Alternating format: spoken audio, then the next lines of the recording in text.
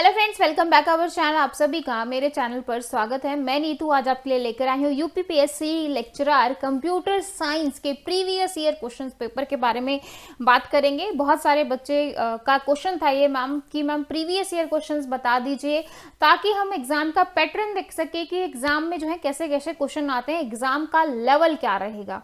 देखो, जब भी कोई एग्जाम आता है तो हमारा देखो दो ही चीजें होती है। एक तो हम सिलेबस देखते हैं कि वे सिलेबस क्या है, और सेकंड जो हम देखते हैं प्रीवियस ईयर पेपर कि जो प्रीवियस ईयर क्वेश्चन पेपर आपके कैसे आए थे उस बेस पे जो है हम आगे तैयारी करना शुरू करते हैं। ठीक है, उसके बाद जो हम देखते हैं कि भाई ज़्यादा डीप में पूछेगा या नॉर्मल पूछेगा, न्यूमेरिकल ज़्यादा आएंगे या थ्योरी वाला पार्ट ज़्यादा आएगा, कौन से सब्जेक्ट्स में से ज़्यादा क्वेश्चन आते हैं, ये सारी चीज़ें एनालिसिस की जाती हैं आपके प्रीवियस ईयर क्वेश्चन पेपर के ऊपर। ठीक है, तो अब बात करते हैं यूपी लेक्चरर के कंप्यूटर साइंस के प्रीवियस ईयर के पेपर्स के बारे में कि वो आपको कहाँ से मिलेंगे।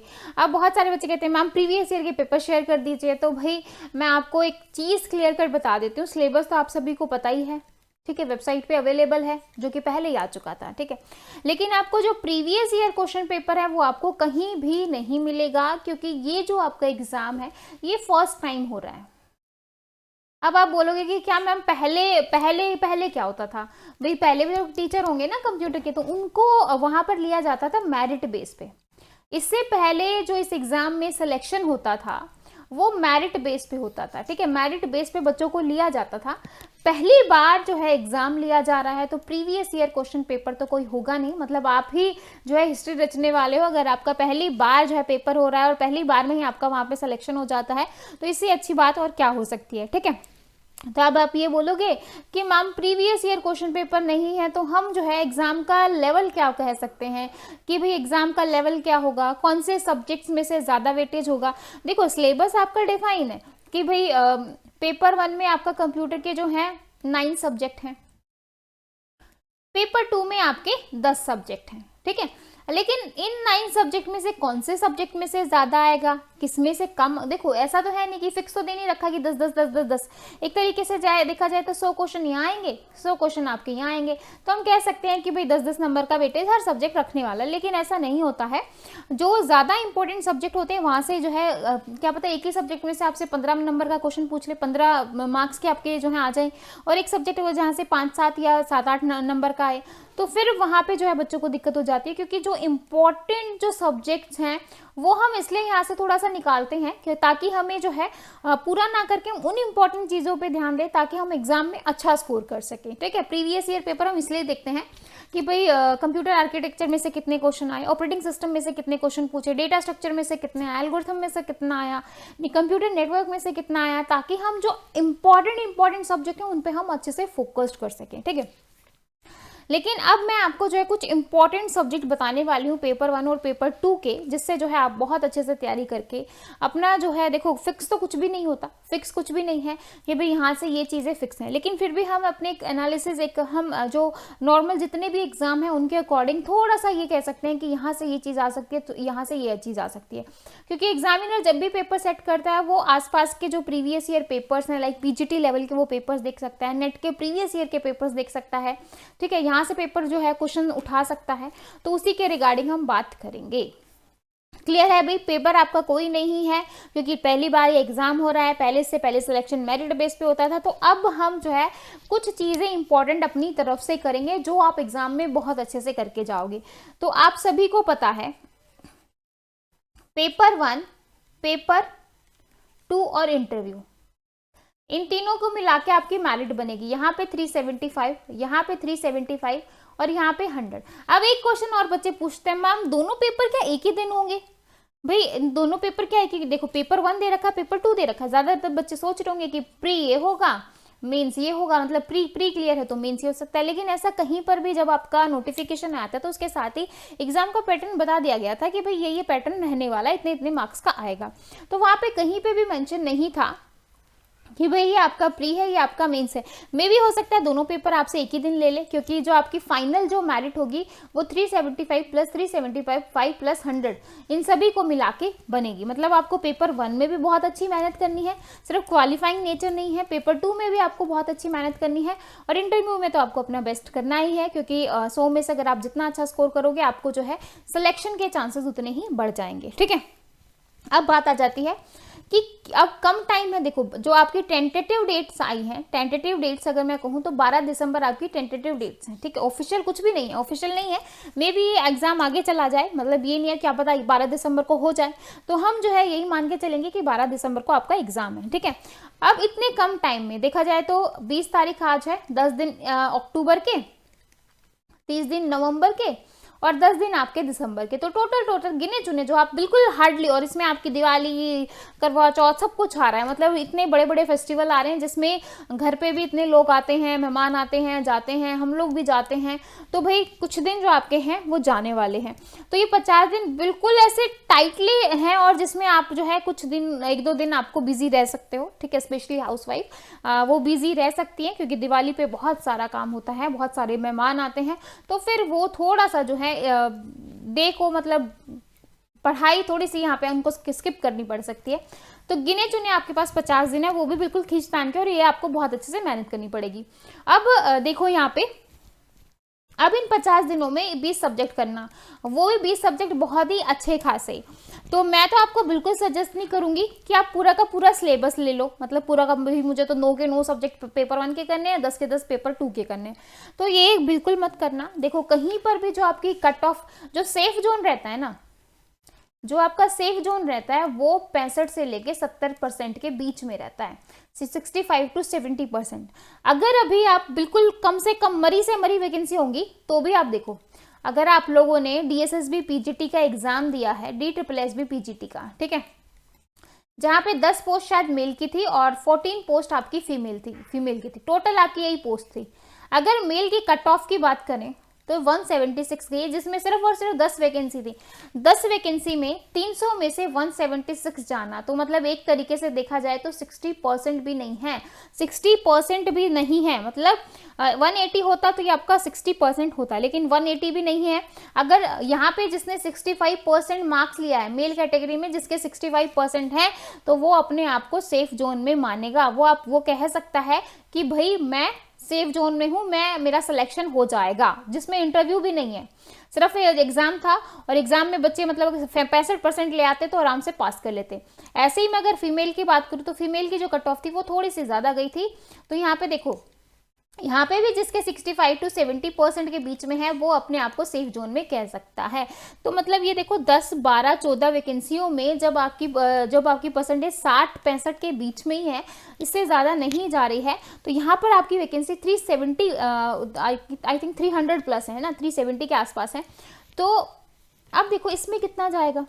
कंपटीशन तो DSSB में भी बहुत ज़्यादा था, आप ये नहीं कह सकते कि वहाँ पे कंपटीशन नहीं था, अदर स्टेट वालों ने अप्लाई नहीं किया था, सब कुछ था, अदर स्टेट वालों ने भी अप्लाई किया था, कंपटीशन भी बहुत था, लेकिन फिर भी 10-12 वैकेंसी में 60% भी आपकी कट ऑफ नहीं गई। देखो ये सारी चीज़ें माइंड गेम होता है। अभी यहाँ पे आपको करना क्या है, आपको देखो, आपका जो अपना टारगेट है ना, वहाँ पे आपका टारगेट होना चाहिए 70%। कुल मिला के जो है 270 से लेके 280 के बीच में मार्क्स लेना, मतलब 270, 280 नंबर आपका एक पेपर में आ जाता है, तो आप कह सकते हो कि भाई मैंने अच्छा किया है ना। 375 में से अगर आप 280 नंबर ले लेते हो, तो आप जो है एक अच्छे खासे, उसने जो है आपने अच्छा खासा स्कोर किया है। तो आपका टारगेट है कि भाई तीनों में आपको 65 to 70 स्कोर करना है, 65 to 70 स्कोर करना है। अगर आप इतना स्कोर कर जाते हो, तो आप खुद को कहोगे कि मैं सेफ जोन में हूँ, क्योंकि इतनी ही जाएगी, चाहे वो कितनी। अब देखो जनरल में भी आपकी 40 प्लस वैकेंसी है, जहां 10 प्लस वैकेंसी में 60% जो है जा रही है कट ऑफ, तो आपकी भी तो इतनी ही जाएगी, 60-65, इससे ज्यादा नहीं जाएगा। तो आपको जो है पूरे पे फोकस मत करो, जितना कर रहे हो उसको बहुत अच्छा करो, रिवीजन पे ध्यान दो। देखो रिवीजन सबसे बेस्ट है, 10 चीजों को पढ़ के और 10 चीजों को आप एक बार कर रहे हो, इससे अच्छा है कि 7 चीजें पढ़ो ना, 7 चीजों को पढ़ के आप उसको 3 बार रिवाइज कर लो, क्योंकि रिवाइज करना जरूरी है। ये 10 चीजें एक बार पढ़ी हैं तो ये याद नहीं रहेंगी, लेकिन ये 7, इसमें से 7 चीजें पढ़ी हैं और इसको 3 बार आपने रिवाइज किया है, तो ये आपको एग्जाम में फायदा देगी। समझ में आ रहा है? मतलब मैं जो कहना चाह रही हूँ वो आपको समझना है, बातों को समझना है, और वही आपको जो है इन 50 दिनों में अप्लाई करके देखना है। जब आप अप्लाई करोगे, जब आप करोगे इस चीज को, तो आपको डेफिनेटली जो है फायदा होगा। अब हम बात करते हैं पेपर 1 की। पेपर 1 में कुछ इंपॉर्टेंट चीजें डिस्कस करते हैं। सबसे पहला जो सब्जेक्ट है, 9 सब्जेक्ट में मैं लिख रही हूँ कंप्यूटर ऑर्गेनाइजेशन और आर्किटेक्चर। सेकेंड है आपका डेटा स्ट्रक्चर। डेटा स्ट्रक्चर के साथ ही मैंने यहाँ पर लिखा एल्गोरिथम, ठीक है। फिर है आपका डिस्क्रीट मैथमेटिक्स, फिर है आपका डीबीएमएस, ठीक है, डेटाबेस मैनेजमेंट सिस्टम। उसके बाद आता है आपका कंप्यूटर नेटवर्क, फिर आता है आपका programming, principle of programming language, ठीक है। ये वाला प्रोग्रामिंग लैंग्वेज भी आधा सब्जेक्ट ऐसा है जो बिल्कुल थ्योरेटिकल है, मतलब बिल्कुल थ्योरी भरी पड़ी है, ठीक है। इसके बाद नेक्स्ट है आपका सॉफ्टवेयर प्रोजेक्ट मैनेजमेंट, और लास्ट है आपका साइबर सिक्योरिटी। यही है ना आपका सिलेबस, पेपर 1 का सिलेबस यही है कि नहीं यही है, ठीक है। तो देखो यहाँ पे मैं अगर सबसे इंपॉर्टेंट सब्जेक्ट कहूँ, सबसे इंपॉर्टेंट सब्जेक्ट है आपका कंप्यूटर नेटवर्क, जो कि 15 मार्क्स तक, 15 से लेके 18 मार्क्स तक का वेटेज आपको एग्जाम में बिल्कुल यहाँ से देखने को मिल सकता है। कंप्यूटर नेटवर्क बहुत ज्यादा इंपॉर्टेंट है। उसके बाद जो है डेटा स्ट्रक्चर और एल्गोरिथम, यहाँ पे भी 20 से 22 या 20 से 25 भी आप मान सकते हो, क्योंकि डेटा स्ट्रक्चर और एल्गोरिथम दोनों ही ऐसे सब्जेक्ट है जहाँ से 20 से 22 आपको एग्जाम में देखने को मिलेगा। डिस्क्रीट मैथमेटिक्स से 8 से 10, डीबीएम जो है आपका 10 से 12, ये भी 8 से 10, ये भी आपका 8 से 10, ये भी जो है आप कह सकते हो 8 तक आ जाएगा, 6 से 8, ठीक है। और यहाँ पे भी आप 8 से 10 बोल सकते हो, ठीक है। ये मिनिमम 8 है, मैक्सिमम 10 है, ठीक है, इससे ज़्यादा नहीं है। और इस तरीके से जो है आपको वेटेज देखने को मिल सकता है। तो यहाँ से आपको जो चीज़ नहीं छोड़नी है, डेटा स्ट्रक्चर एल्गोरिथम को बिल्कुल मिस मत करना, कंप्यूटर नेटवर्क को बिल्कुल मत छोड़ना, डीबीएमएस बहुत अच्छे से कर लेना, क्योंकि कंप्यूटर आर्किटेक्चर में जो आपका मेमोरी मैनेजमेंट वाला टॉपिक है उसको बहुत अच्छे से कर लेना। देखो भाई, पूरी चीज़ें ना करके अगर आप थोड़ी थोड़ी चीज़ें भी उसमें से करते हो, लेकिन उस टॉपिक को बहुत अच्छा करते हो जहाँ से एग्जाम में क्वेश्चन आएगा ही आएगा, तो आप जो है एक अच्छा स्कोर कर पाओगे। समझ में आया मैं क्या कहना चाह रही हूँ? समझ में आया मैं क्या बोल रही हूँ भाई? कुछ आपको जो है, देखो यहाँ से अगर आपको ऐसा लग रहा है कि भाई मैं एक सब्जेक्ट छोड़ सकता हूँ, 2 सब्जेक्ट छोड़ सकता हूँ, तो छोड़ दो, कोई दिक्कत नहीं है। 7 सब्जेक्ट करो, लेकिन 7 सब्जेक्ट को ऐसे करो, बार बार रिवाइज करो, टेस्ट दो, जितने क्वेश्चन मिलते हैं क्वेश्चन अटेम्प्ट करो, जिससे जो है आप अपनी प्रिपरेशन को अच्छा कर सकते हो। समझ में आया? ये आपका पूरा जो है पेपर 1 का जो है क्राइटेरिया, मतलब पूरा 9 सब्जेक्ट है, बहुत ज़्यादा तो कुछ भी नहीं है। करना चाहोगे तो सब कुछ पॉसिबल है, नहीं करना चाहते तो मुश्किल है, ठीक है। इसके साथ ही जो है फ्री बैच स्टार्ट है, 4 क्लास हो चुकी हैं, आप ज्वाइन कर सकते हो। पेड ग्रुप, पेड क्लास कोई ज्वाइन करना चाहता है वो भी इंटरेस्टेड है, ठीक है, पेड कोर्स ज्वाइन कर सकता है, आपके ऊपर बात है, ठीक है। अब हम बात करते हैं पेपर 2 की। पेपर 2 में सबसे पहले आता है ऑपरेटिंग सिस्टम, बहुत ही इंपॉर्टेंट सब्जेक्ट आपका हो गया यहाँ पे।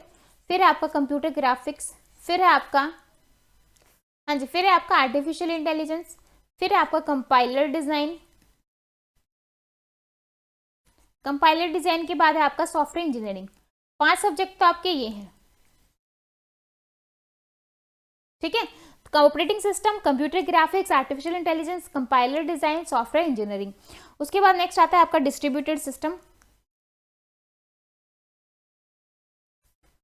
6th नंबर पे। 7th पे आती है आपकी वेब टेक्नोलॉजी, जिसमें आपका HTML हो गया, CSS हो गया, जावास्क्रिप्ट हो गई, ये चीज देखेंगे, ठीक है। इसके बाद 8th नंबर पे आपका इमेज प्रोसेसिंग। इसके बाद जो 9th और 10th है ना, वो बहुत ही छोटे छोटे टॉपिक हैं। एक तो आपका कंप्यूटिंग है, सॉफ्ट कंप्यूटिंग, ठीक है, बहुत ही छोटा, 2-3 टॉपिक दे रखे हैं इसमें। और लास्ट है आपका high performance computing, high performance computing.